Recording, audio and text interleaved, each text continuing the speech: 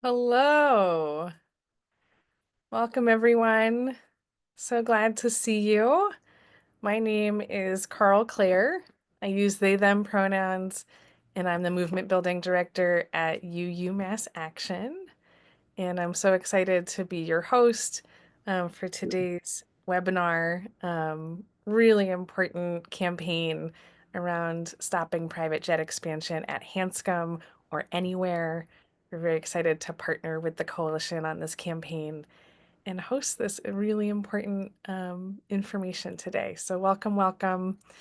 Um, if you want to take the time to update your Zoom bar with who you are, what organization you're from, what congregation, faith, municipality, it'll help us get to know who's in the room and be connected with you. Just a note, we are expecting more and more folks to arrive, so if everyone could please stay muted, who's not speaking, that'll help the recording be really the best version of the recording for folks watching afterwards. At UMass Action, we like to begin every meeting with a stolen land and labor acknowledgement as a way to ground into the context in which we are doing this incredible, important work. So please take a moment to arrive in this virtual Zoom space, maybe look out the window, take a deep breath, notice the people in the room. Acknowledgements are to bring forward what oppression works to erase. We remember the ways colonization and anti-Blackness were integral to the founding of the US, Massachusetts, and continue to uphold unequal white wealth. We remember we are on the traditional and unceded lands, the stolen lands, of the Massachusetts, Mohican, Nauset, Nipmuc, Pawtucket, Pokanoket, Pocumtuck, Wabanaki Confederacy, and Wampanoag peoples, and that there are many, many Indigenous people still living here today.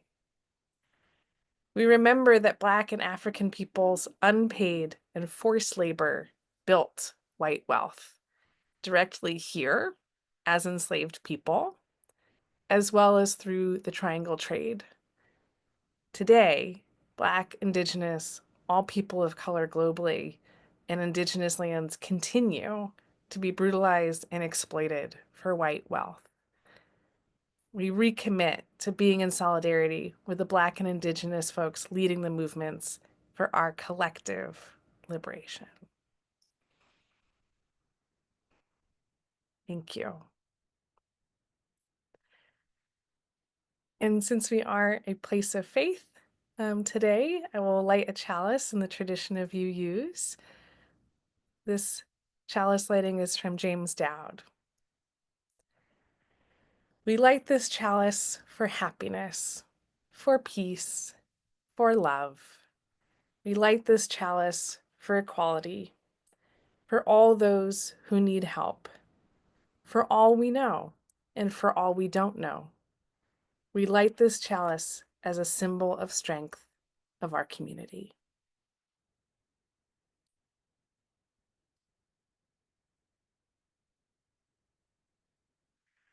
Just a little bit of housekeeping before we get started. As I mentioned, please do stay muted. There's a lot of folks in the room and it will make a better recording afterwards. We are planning to have time for your questions. We want to have a robust opportunity for you to ask our amazing panel. And we will do our best to answer your questions either through the speakers. We also have Katie Winchell and Laura Sullivan, both from the campaign, who may also look to answer your questions in the chat.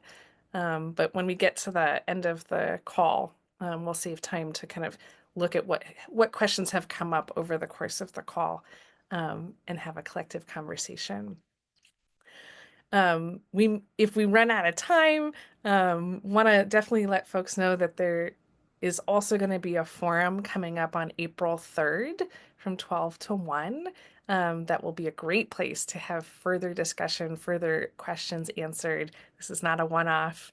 And the link to that event is going in the chat right now by Laura. Thanks, Laura. So that's the plan. Does that sound good to folks? Awesome. All right. So I am going to go back to gallery view so I can introduce our first panelist, Jim Antal. Let me spotlight you here for everyone.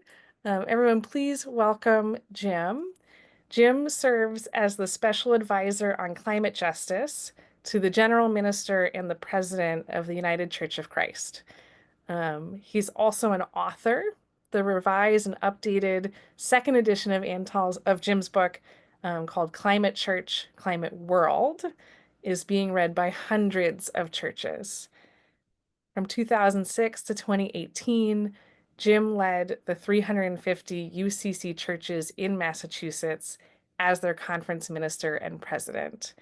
And he has preached on climate change since 1988 in over 400 settings, and has also engaged in nonviolent civil disobedience on numerous occasions. I'm pretty sure I've sat next to you on the cold, hard floor of the State House.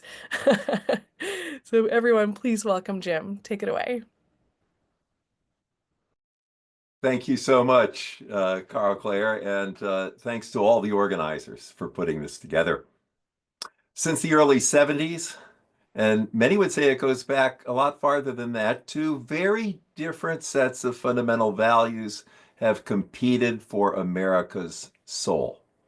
On the one side are those who recognize humanity's interdependence with creation and accept the reality that society can only progress and develop and evolve and prosper if it does so in a way that honors rather than exploits all of creation.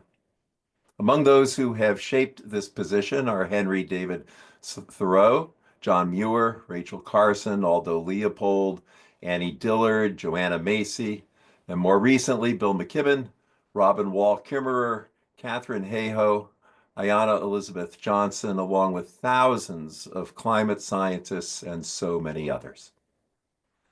There's another set of values that competes for the soul of America. And as all of you know, this second set of values is now driving the decisions of both the White House and Congress.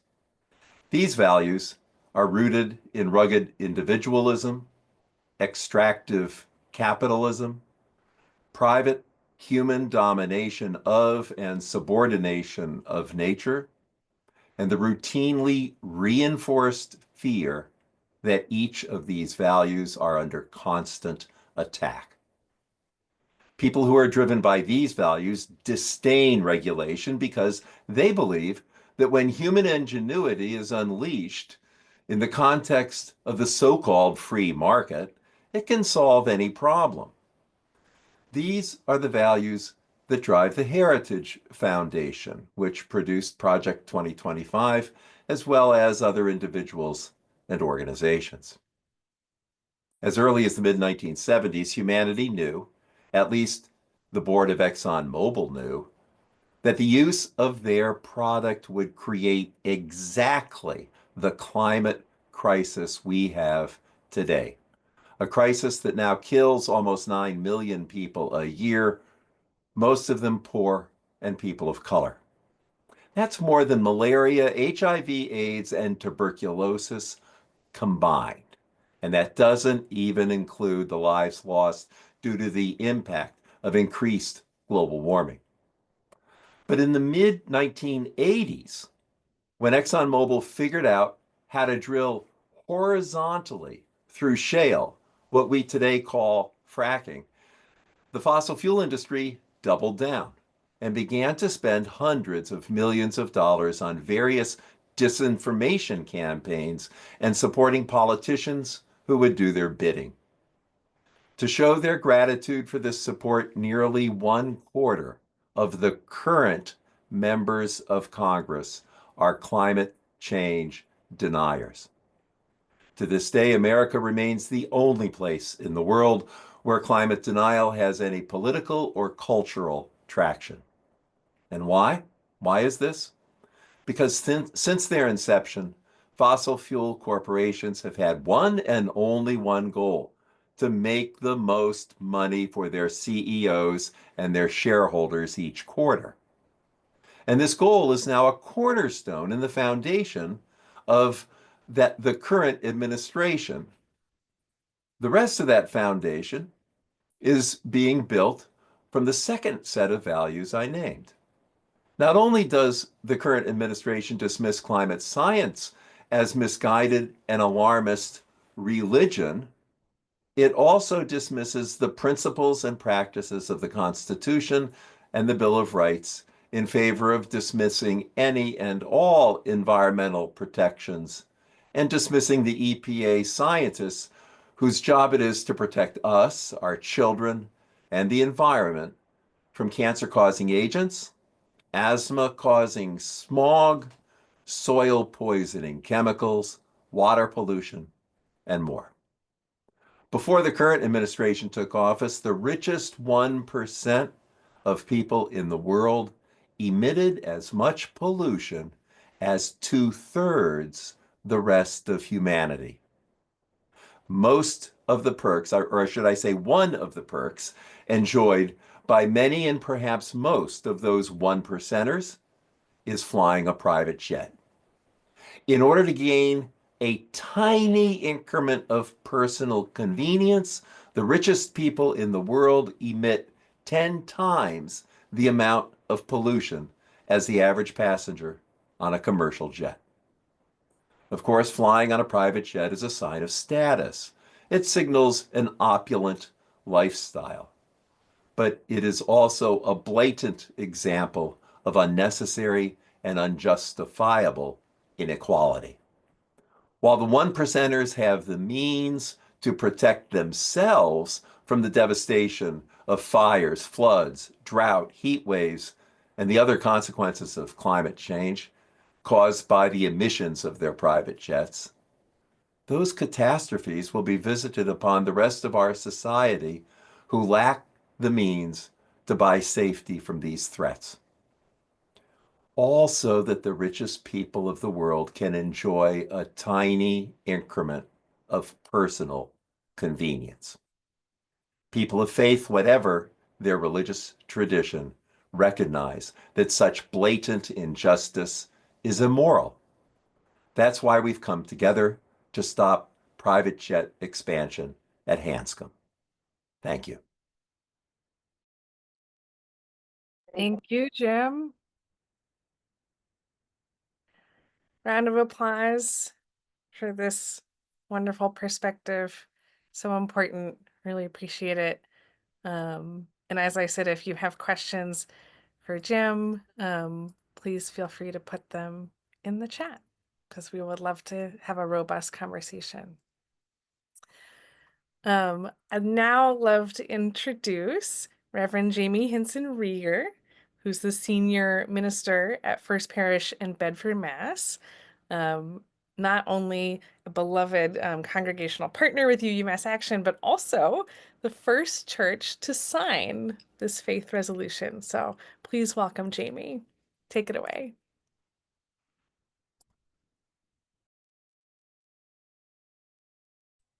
Thank you. I'm so happy to be here today. Not quite 10 years ago, when I was leading worship at a congregation in Indianapolis, Indiana, 1,000 miles away from my current home in Bedford, Massachusetts, I preached a sermon on the eve of the historic UN climate conference in Paris, the conference that would produce the Paris Climate Accords. And the sermon was called 12 Days to Save the World. I did not think I was being hyperbolic then, and I do not think so now. Climate change is an existential threat. Unbeknownst to me, 1,000 miles away, the congregation that I serve now, the First Parish in Bedford, had just voted as a congregation to adopt a resolution declaring our right to a livable climate. And the resolution included these words: whereas we are a community of faith that values the inherent worth and dignity of all people and communities, and we seek to create and defend a world in which all people may lead full and productive lives, we recognize that the continued extraction and burning of fossil fuels is immoral, and therefore the construction of new fossil fuel infrastructure is unconscionable. The congregation, understanding that there would need to be a long chain of public witness and concerted action in the years ahead, empowered its leadership to take public positions on climate issues consistent with their values.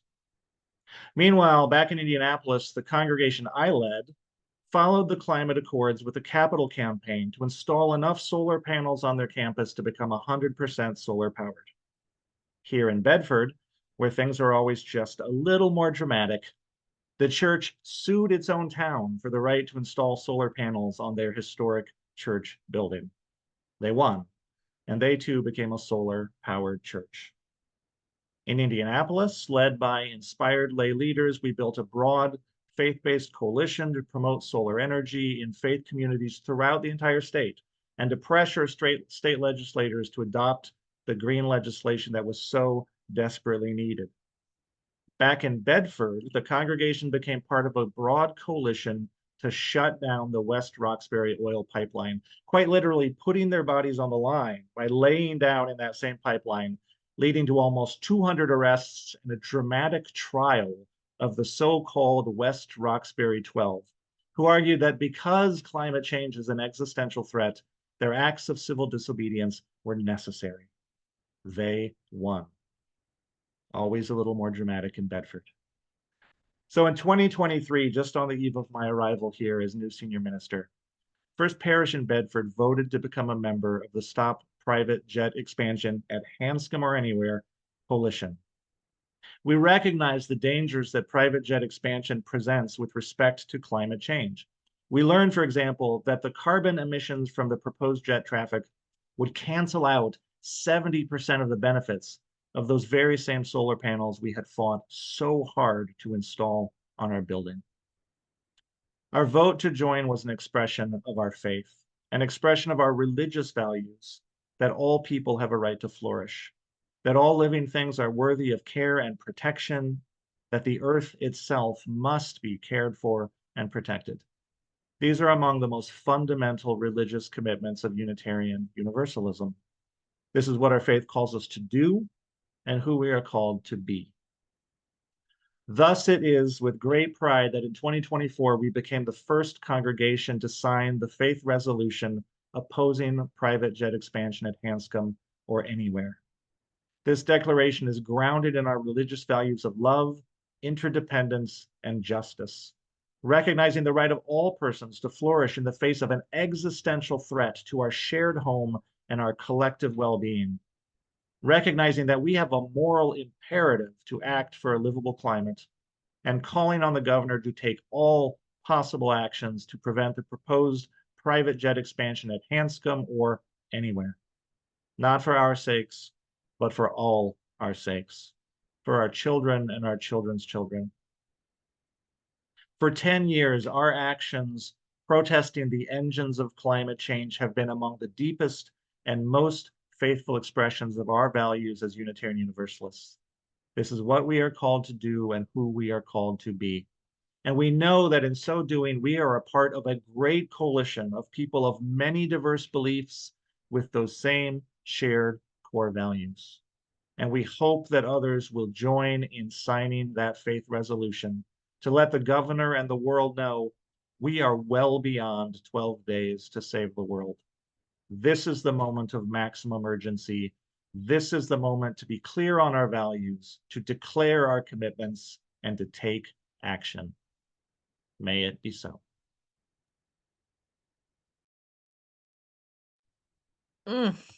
Thank you so much, Jamie. Round of applause. We're only 2 speakers into our webinar, and I'm already feeling, I know I'm in the right room. So glad to be with you all, to be doing this work from a perspective of faith. Thank you. I'm now going to call up Sue Swanson to the front of the room. If you don't know Sue, Sue got involved in public advocacy about 40 years ago with Bread for the World after a local food pantry told her they didn't need more volunteers.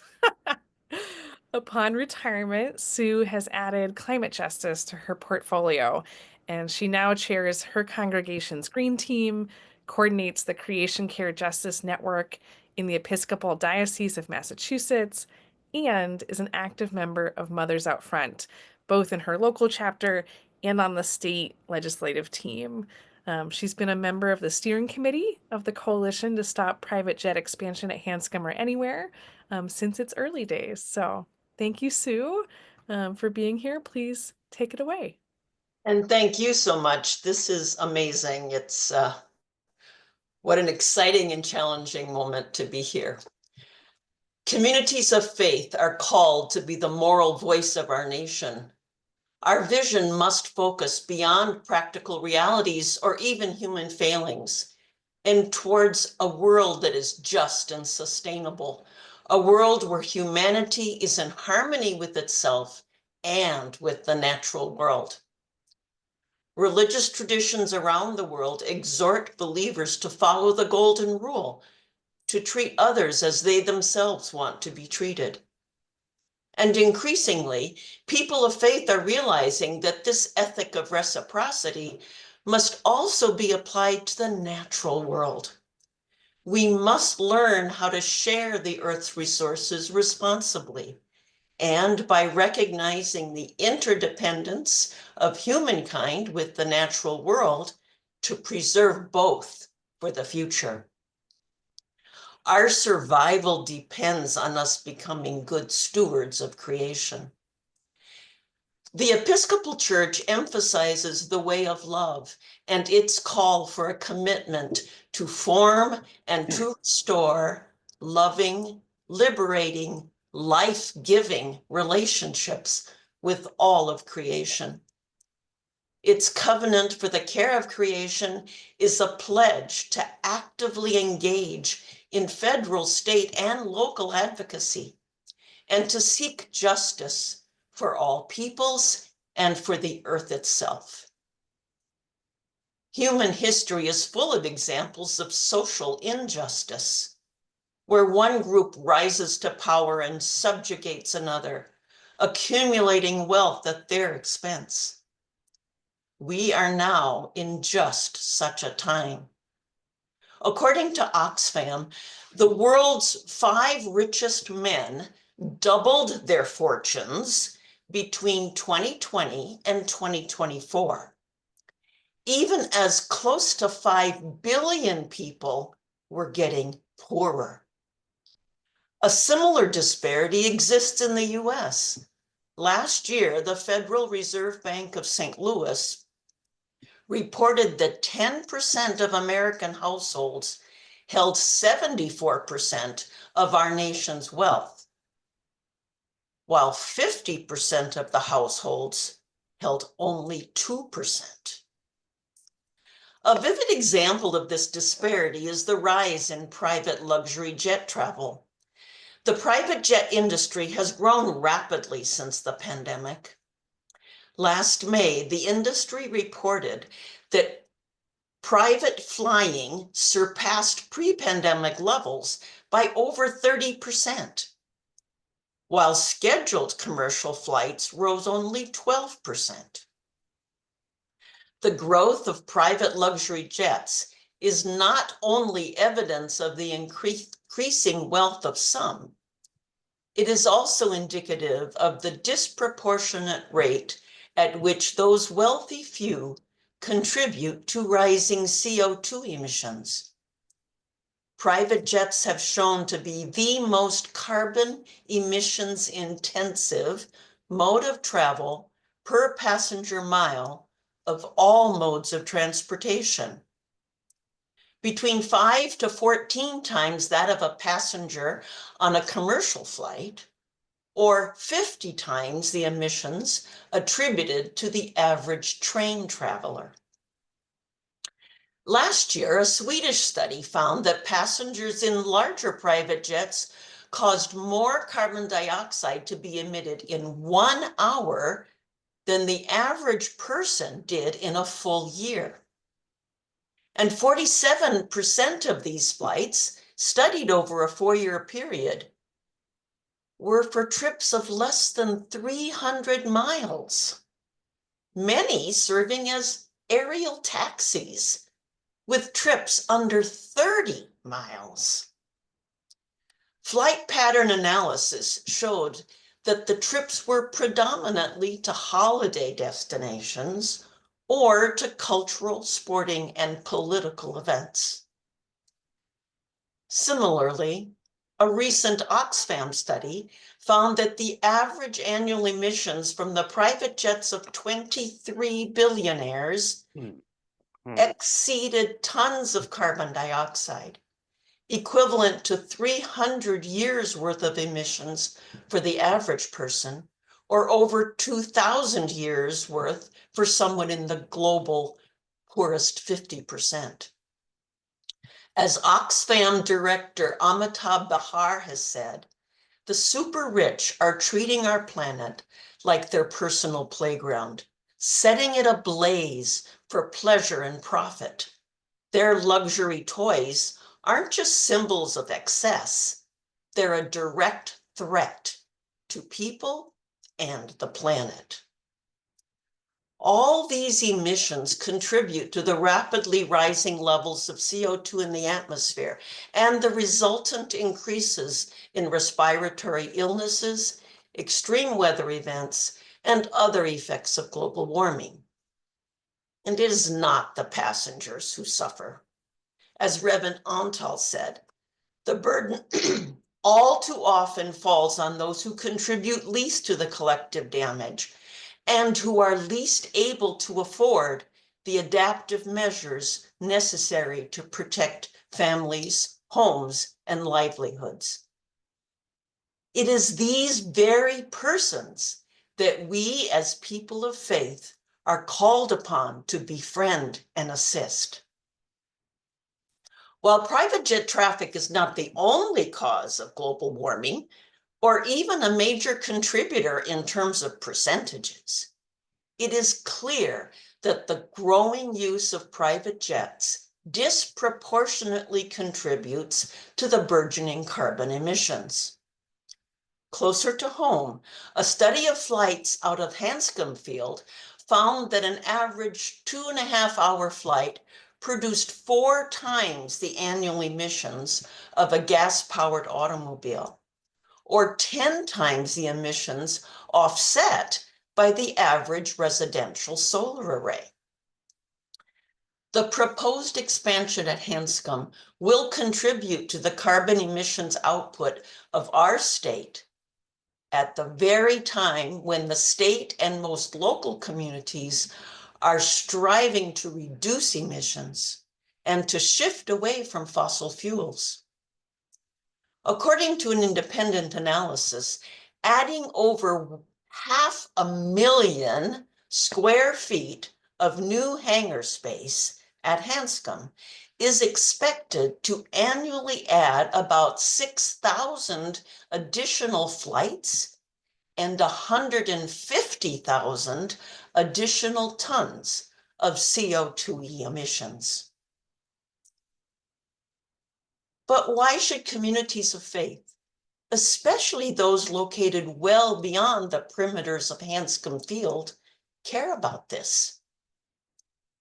As Green Faith's Reverend Amy Brooks Paradise recently said in a related context, our faiths play a role in how we respond to the climate crisis. They call us to stand for justice, to protect the vulnerable, and to speak out against the destruction of our planet. Communities of faith are at an existential crossroads. We can carry on as usual, doing what has seemed right and even godly for decades. Or we can venture onto new paths, navigating a world that is changing faster than we can imagine. Now, more than ever, we are called to take a public stand for justice, for the vulnerable, for the planet. We are called to bold advocacy for climate justice. and stopping the expansion of private jet hangars at Hanscom is just such an opportunity. Thank you. Oh my. Anyone else feeling fired up?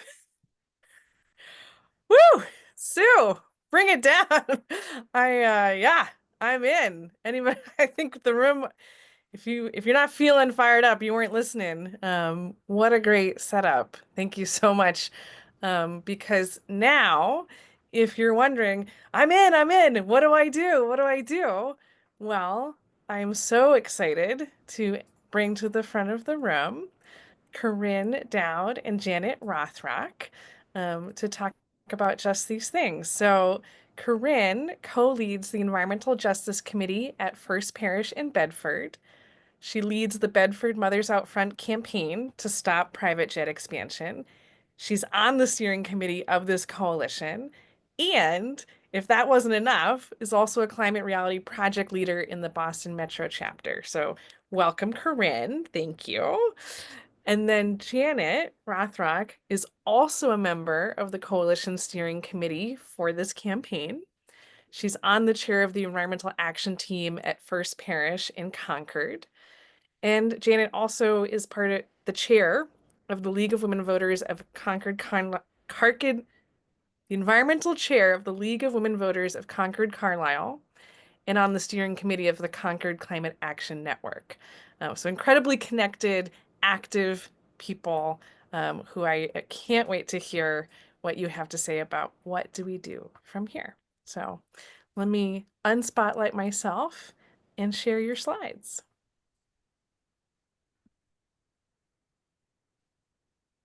Thank you, and good afternoon, everyone.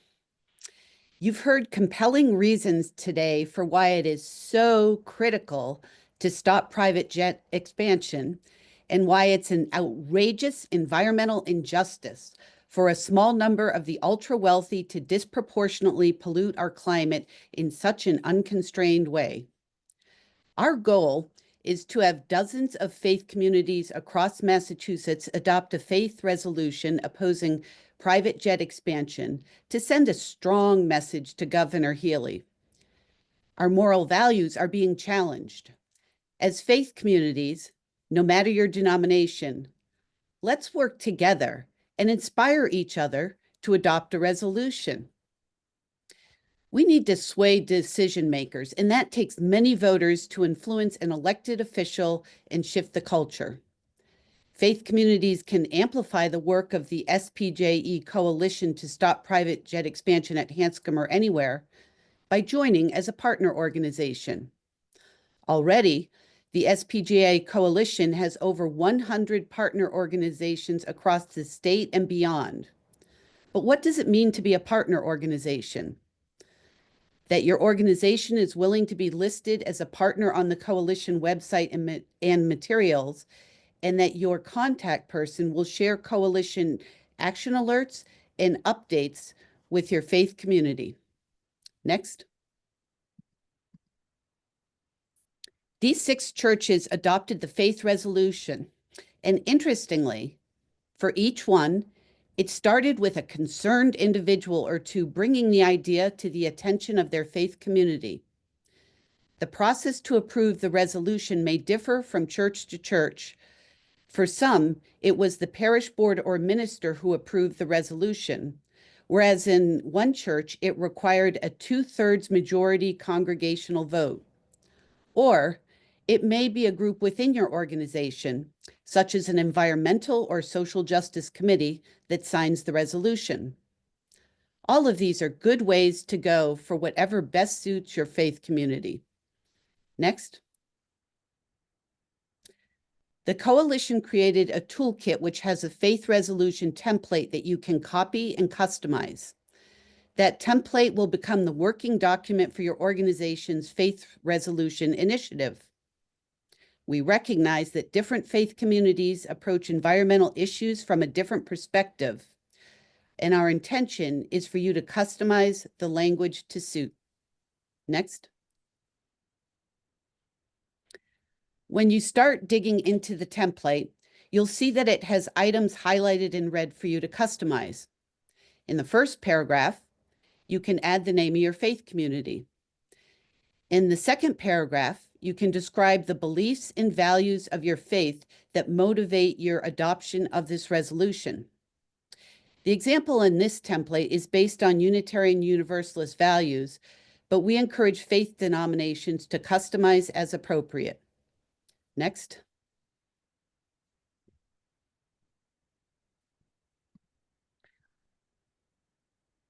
In advance of any vote or final decision making, we recommend that you educate your community on why they should adopt this faith resolution.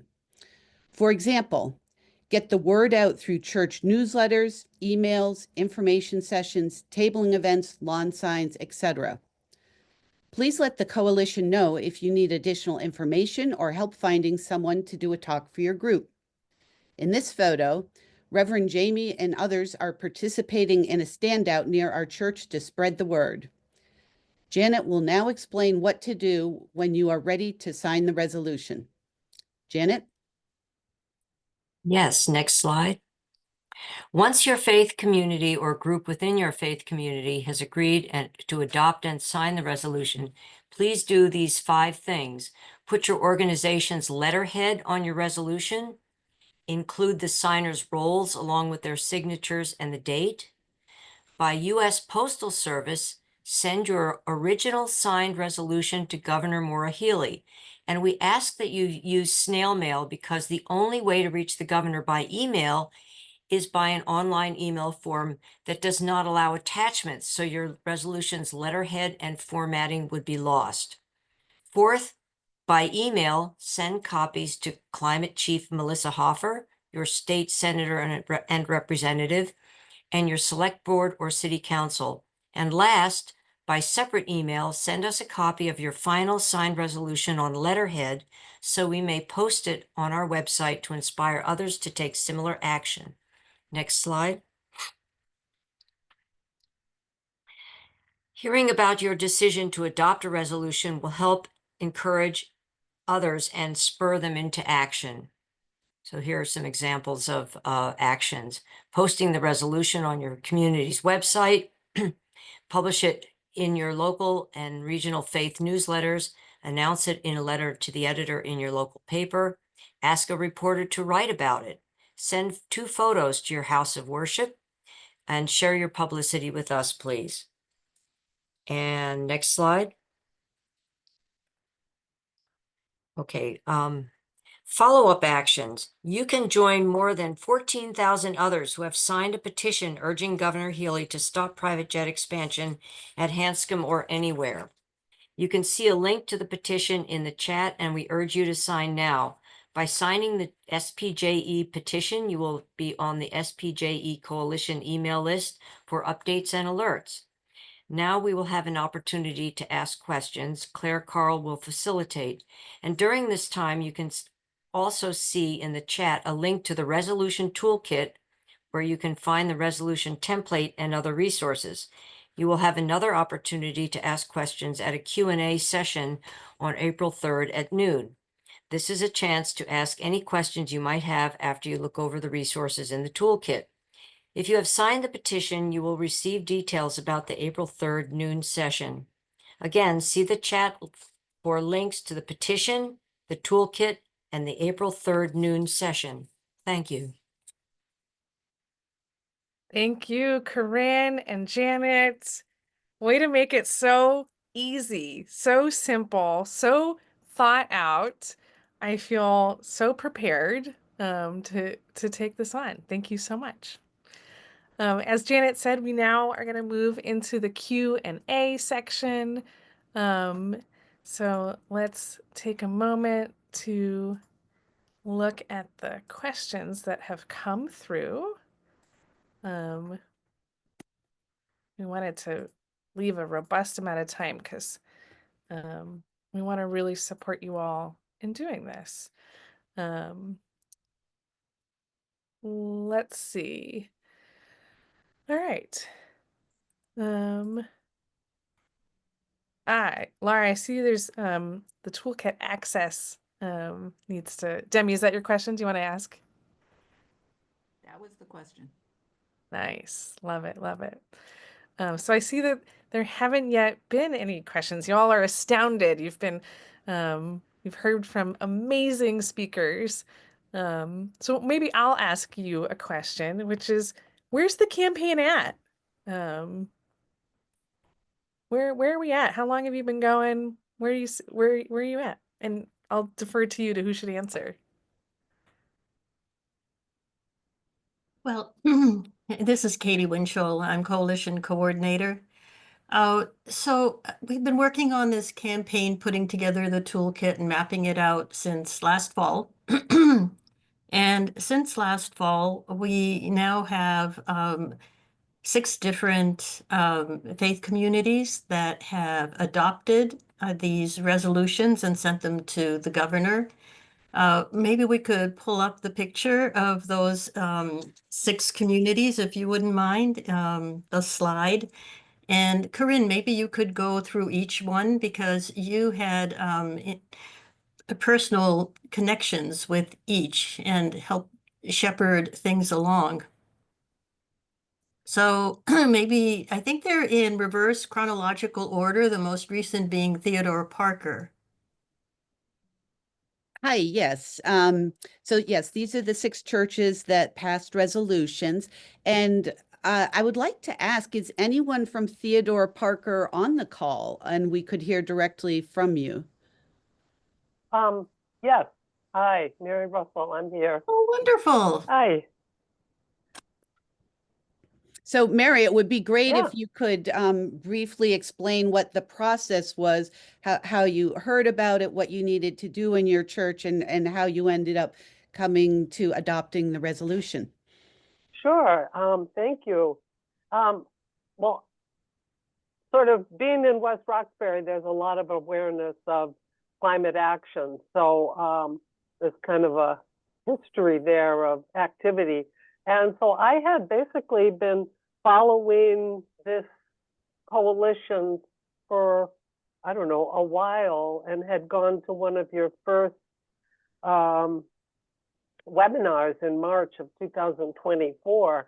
And then at the second one, a little later, maybe September, October, that's when you asked, could houses of worship, please get involved. And our church has a process that it's in the bylaws. I really don't know when it first came about, but for statements of public venue, there was, like, in the bylaws, if you wanted to speak publicly on an issue as a church, as the whole church, you had to go through this process. I mean, it was kind of cool. It had been used for supporting Black Lives Matter and for gay marriage. So those were the 3 things that I had known about it. So basically, just went through the process, got some people involved, requested the board, take the church through that process, which involves, as you say, education. And then we had to have a special congregational meeting, like sort of like an annual meeting at that level of formality. And yeah, it was a lot of work, but we 84% positive. So it was really exciting. So we're on board. Thanks for sharing that story, Mary. What a great effort. We love it. It's so inspirational. Thank you for sharing. Yeah. Maybe, thank you so very much. If we could sort of run through the other churches as well, Corinne. We actually Sure. have a couple other questions that have come. Others have come up, even better. So we have a question from William Beckett. Since Massport is a semi-governmental entity, does Governor Healy have the power to cancel the expansion, or just to appoint board? I'm not, yeah. Yeah, so I can respond to that.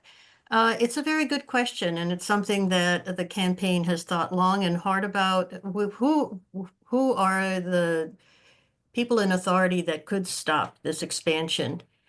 Um, the the difficulty is that the only entities that do have a direct authority are the ones that are proponents of the private jet expansion, and they include Massport and the developers. Governor Healy does have a great deal of indirect influence, partly because she does appoint the directors to the Massport board, but beyond that, she also has many other uh, possibilities at her fingertips that could help shape the outcome of something like this, but none of them are direct. Nonetheless, we feel that she is in a great place to support and to receive our appeal to stop it for the reason that she has positioned herself as a climate governor, and this would be asking her to walk her talk. So I hope that answers the question. I think it does. And I'm actually going to bring up all of our speakers to be sort of a little bit of a actual panel here, so that we can see you all together. We do have a couple other questions that have come in.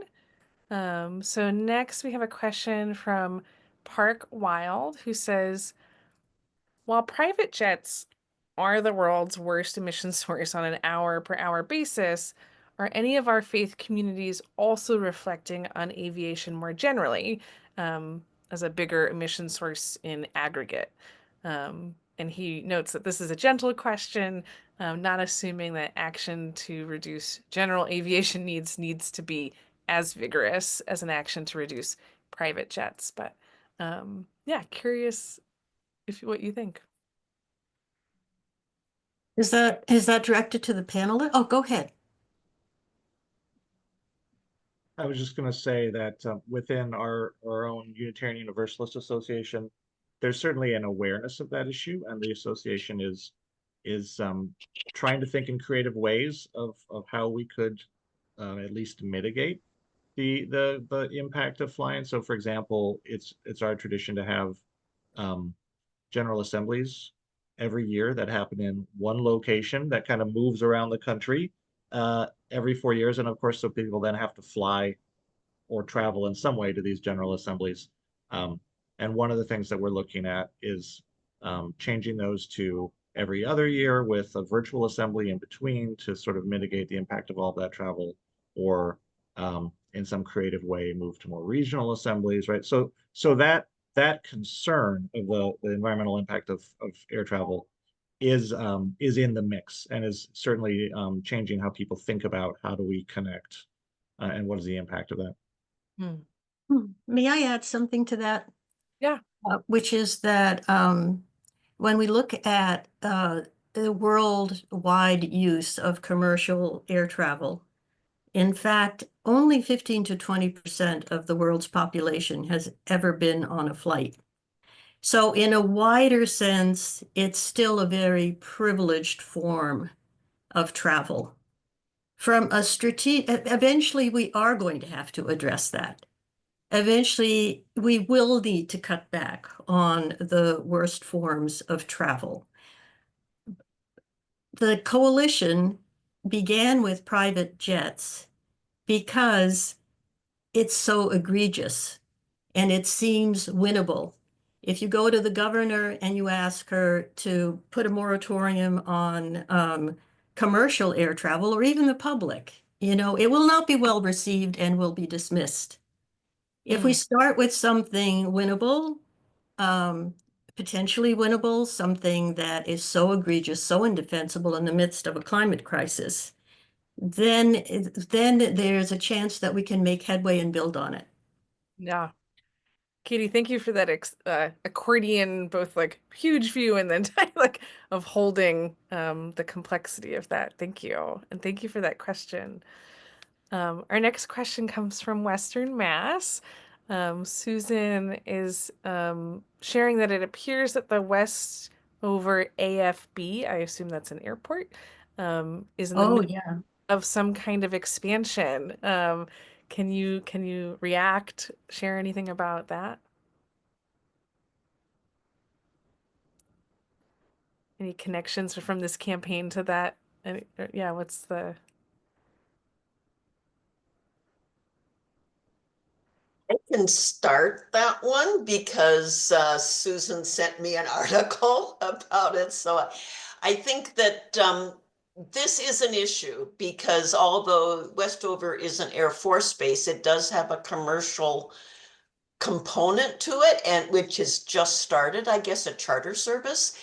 And one of the dangers of this explosive growth of private jets is that they're looking for an airport to land at and to hangar themselves, to garage in. And so all these airports are at risk of this kind of explosion. Some of them more strategically located, like Hanscom is, but all of them vulnerable. And so we really do need to be a coalition of climate concerned people to fight this in the big picture.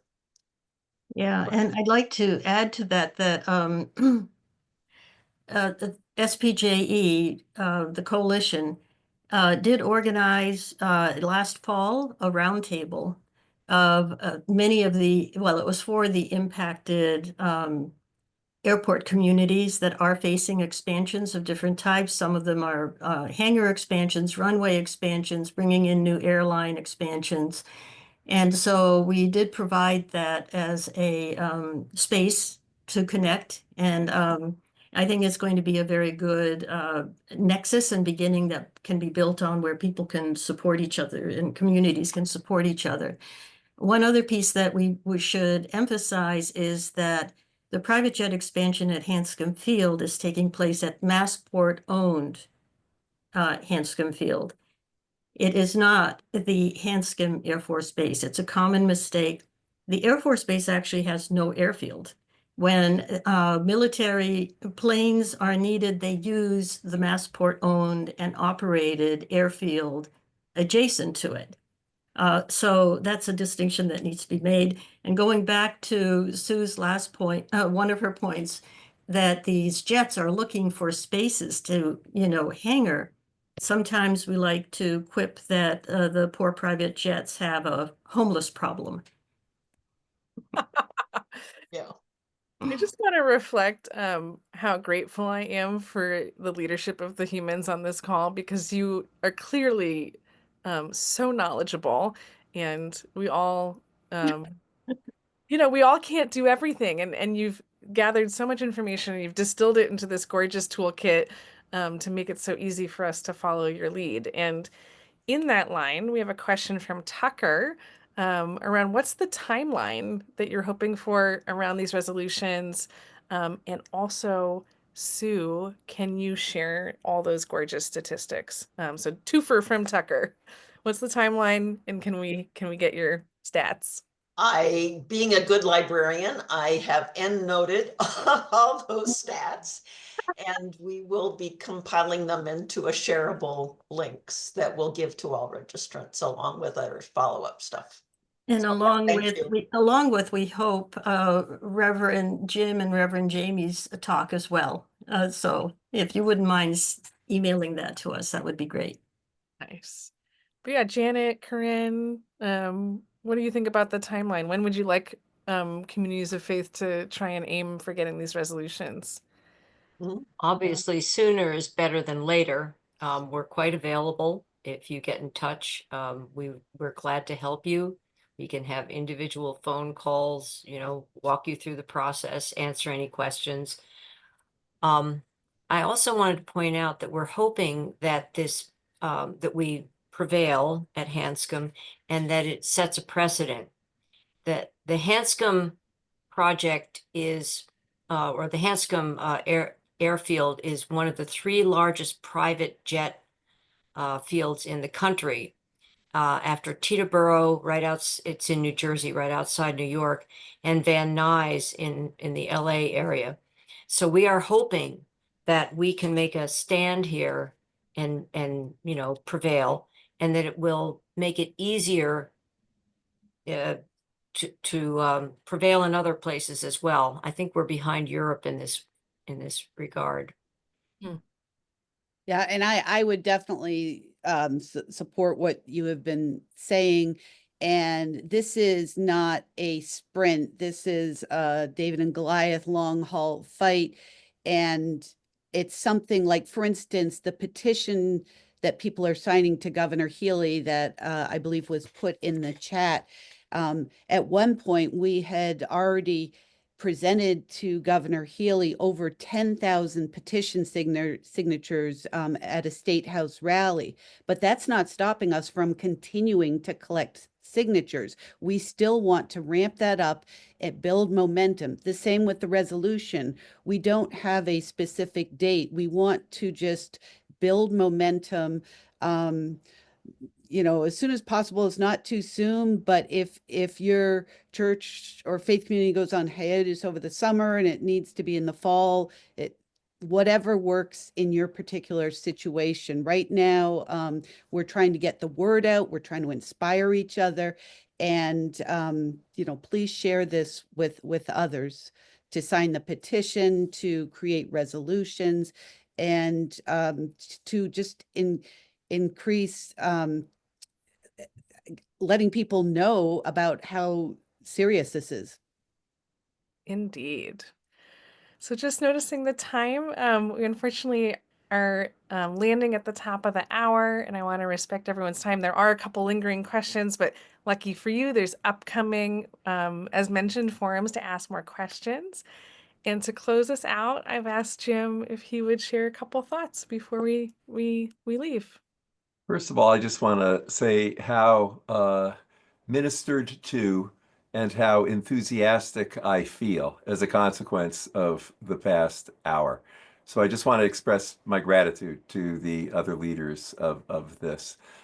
Secondly, Sue as an Episcopalian and me as a UCC, we're in a way visitors into this UU land. And I want to give applause to UU land. UU land is a great place.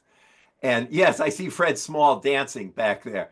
And in this time of enormous challenge like none other in our lifetimes, bringing together people of faith around a specific isolable issue like this or something bigger is a necessary witness in order to leverage the truth that really is at the core of each of our faith perspectives. So I just want to encourage everybody on this call and anybody who listens to this recording to recognize not just the substance of this strategy, but also the broader invitation to join arms as people of faith to bear witness to the truth that we have been given to the God we worship in common.